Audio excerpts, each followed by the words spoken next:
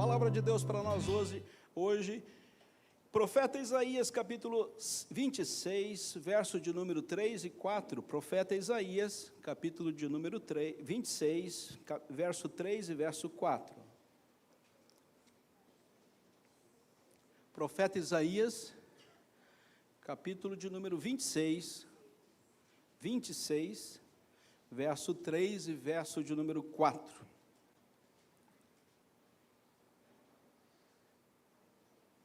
Tu, Senhor, conservarás em perfeita paz aquele cujo propósito é firme, porque ele confia em ti.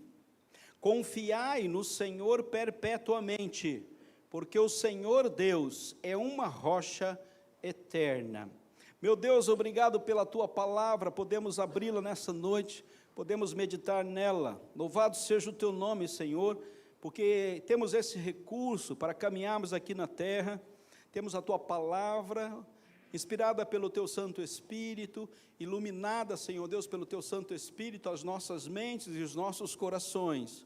Pedimos que o Senhor guarde nosso coração, Senhor Deus, porque precisamos de Ti, precisamos de paz, precisamos de confiança, precisamos de solidez na nossa caminhada de fé.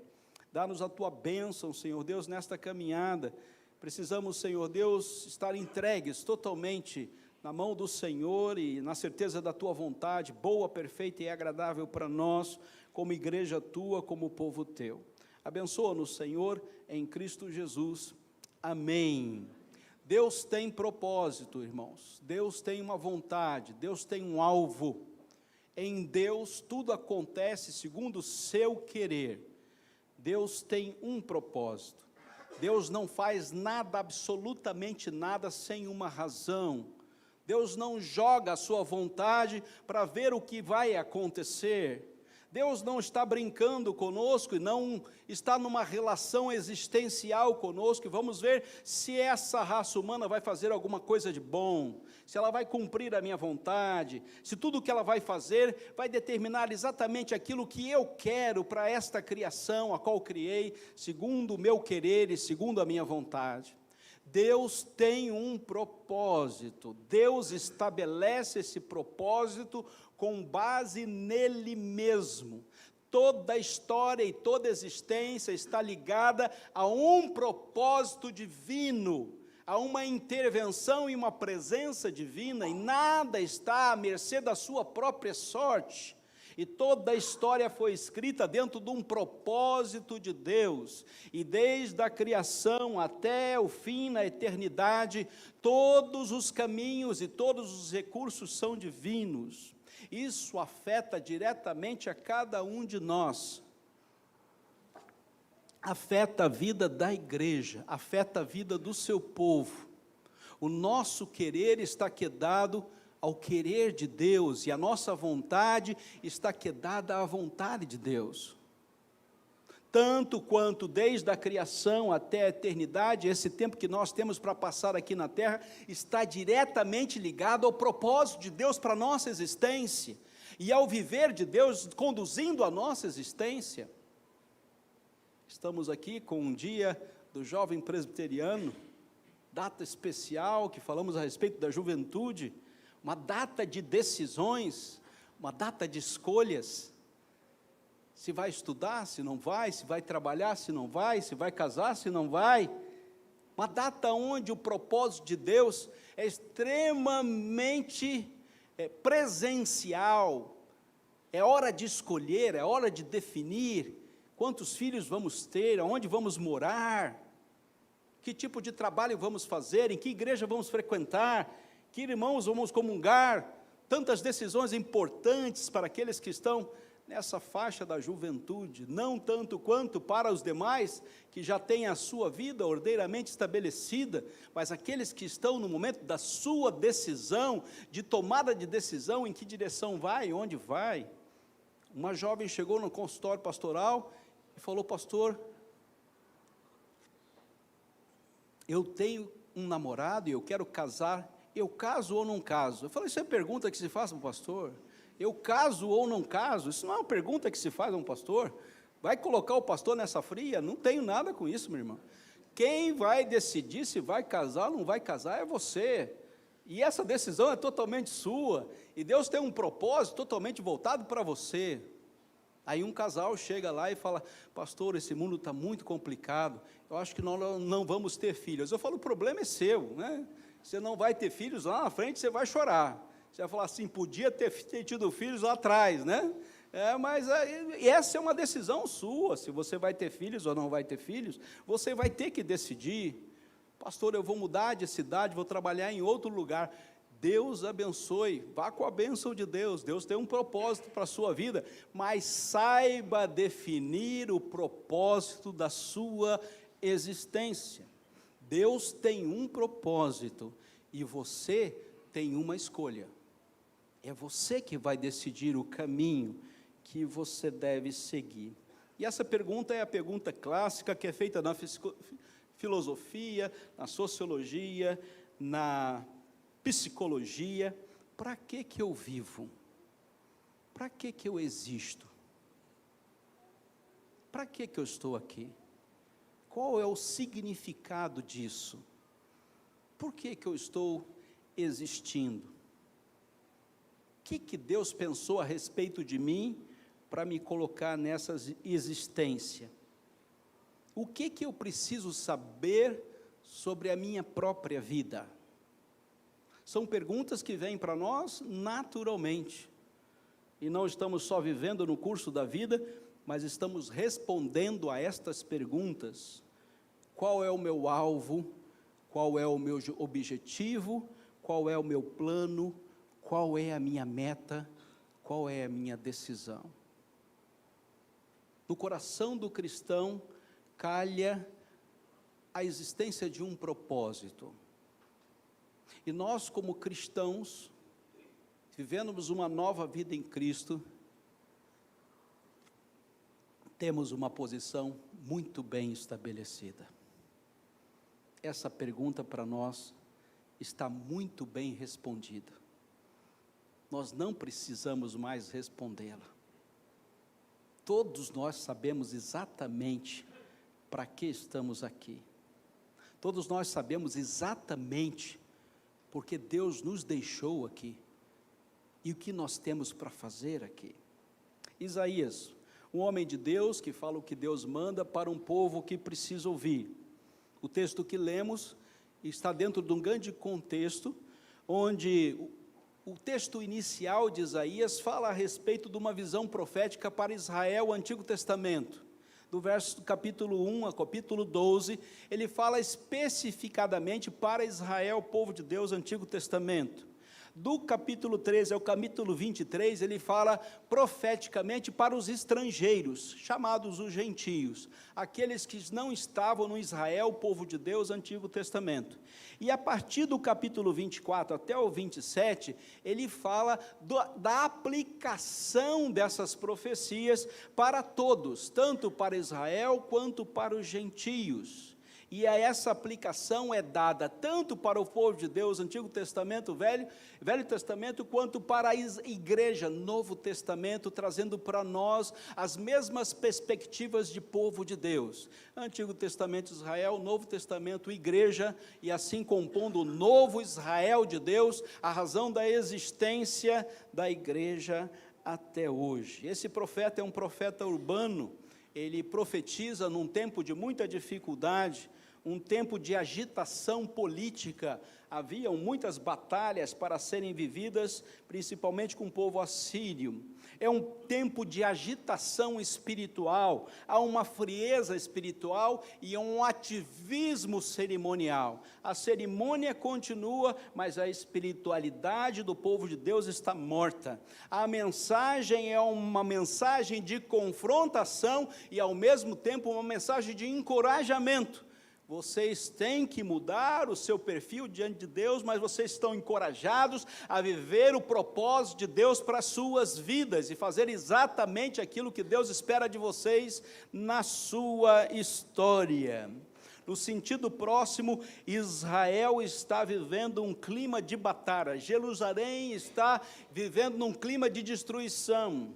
Num sentido amplo, o dia do Senhor virá.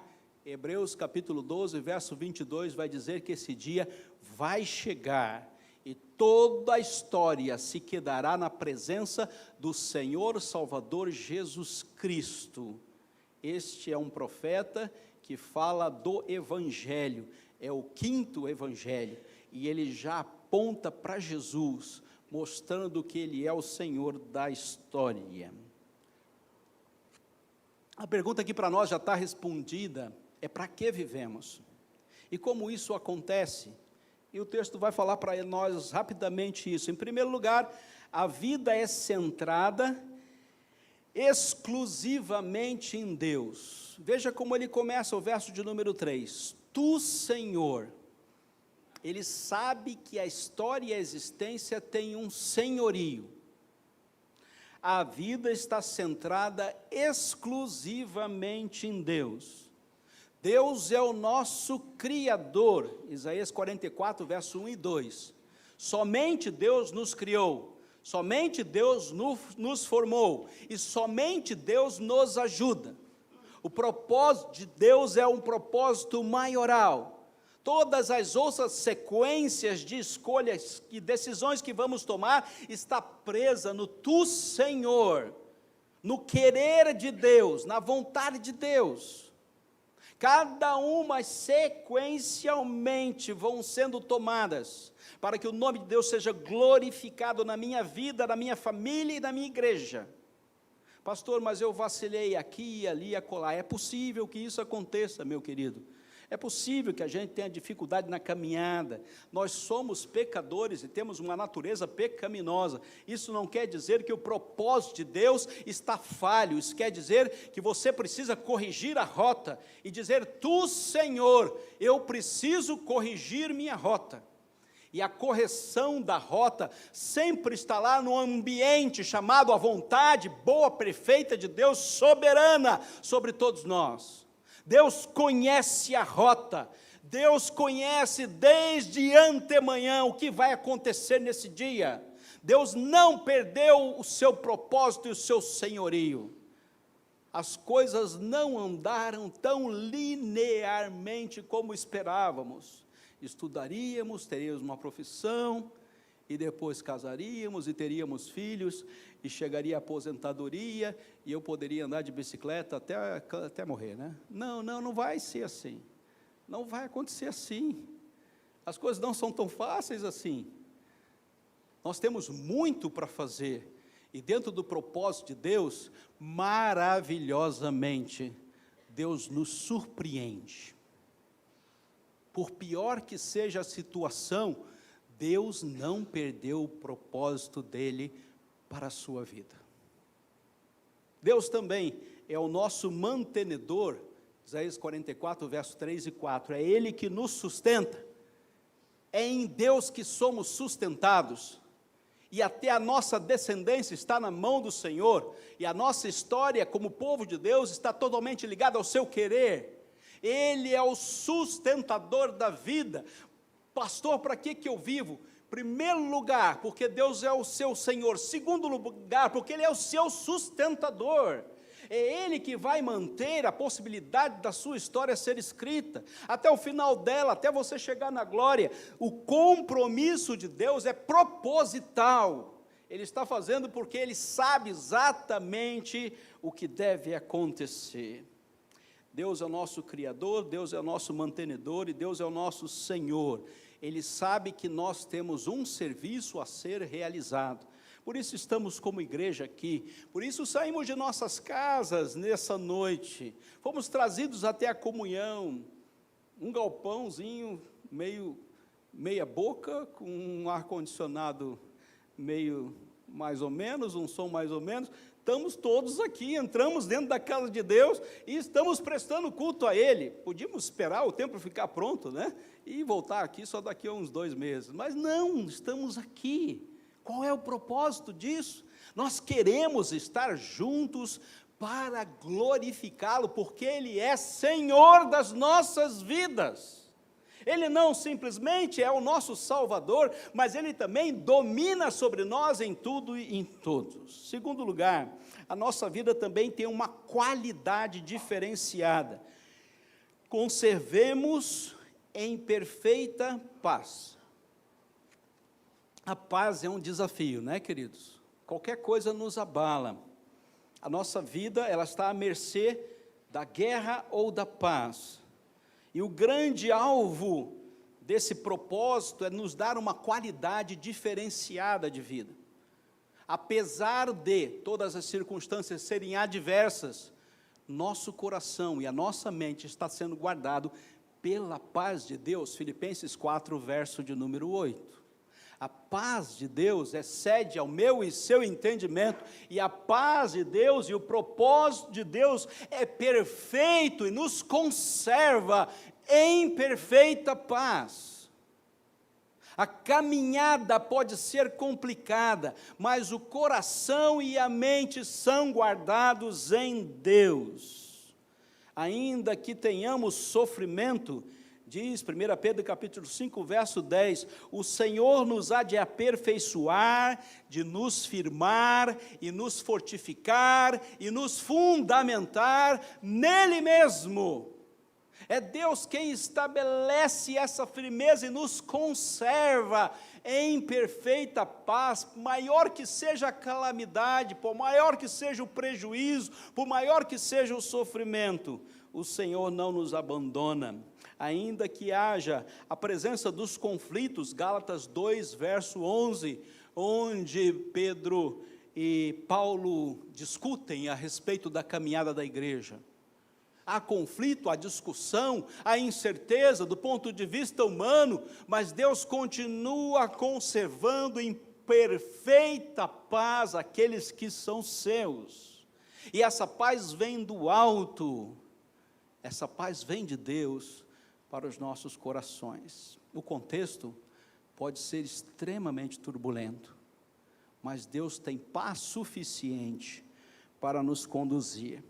Essa paz, ela é perfeita, na nossa singularidade, para a pessoa certa. Há uma quantidade de paz reservada para você.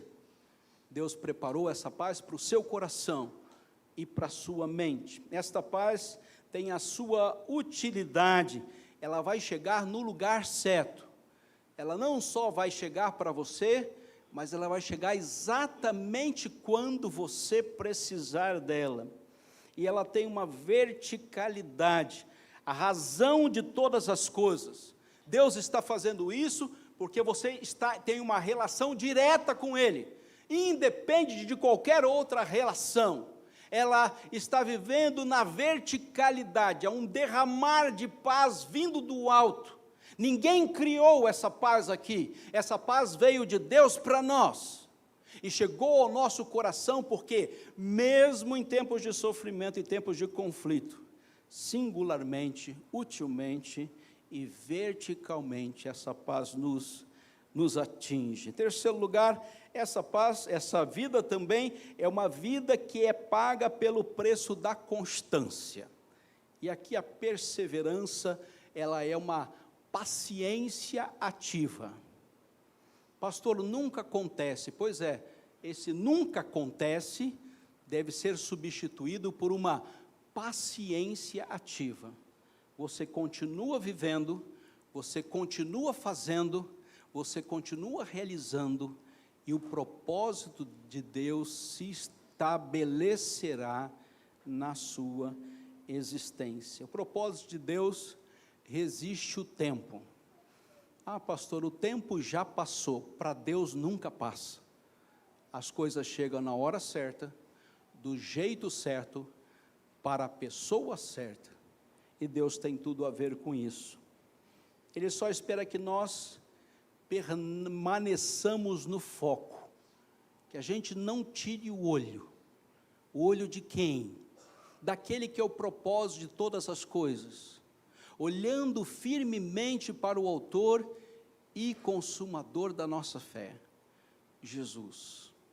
Nenhum outro foco vai te sustentar, nenhum outro foco vai estabelecer o propósito de Deus para a sua vida, só aquele que você tem pessoalmente com o próprio Deus, mediante o Salvador Jesus Cristo. Termino, concluo. Qual é o propósito da vida? Qual é o propósito da existência? A filosofia, a psicologia, a sociologia têm suas respostas, pois bem, a palavra de Deus tem a sua. É viver em Cristo Jesus para todos sempre. O propósito do cristão é viver em Cristo Jesus até chegar na eternidade. Jesus Cristo providenciou esse propósito, e esse é o propósito da nossa existência. Uma resposta clara, objetiva, insubstituível para nós. E existimos para viver em Cristo Jesus. Já morremos e agora vivemos somente através de Cristo. E mediante a fé, nós podemos desfrutar desse propósito eterno para a nossa existência. Em Cristo Jesus, queridos, nós temos a fonte da vida, João 4, versos 6 a 15. Em Cristo Jesus, nós temos a paz para a vida, Colossenses capítulo 3, verso 15. Em Cristo Jesus, nós temos a vontade para a vida, João 13, verso 17. E a palavra confirma para nós que existimos dentro de um propósito de Deus, viver em Cristo Jesus. Qualquer outra dimensão de existência, ela não se estabelece. A única que estabelece para nós é viver em Cristo, e o seu Espírito há de nos guiar em toda a verdade. João 16, verso 13. O Espírito de Cristo conduz a sua igreja no seu propósito, e essa é a razão de nós estarmos aqui hoje. Esta é a razão de nós nos reunirmos, sabedores que a vida que temos tem um propósito glorioso, majestoso, soberano, na caminhada que Deus tem para cada um de nós. Que Deus abençoe a sua palavra. Amém.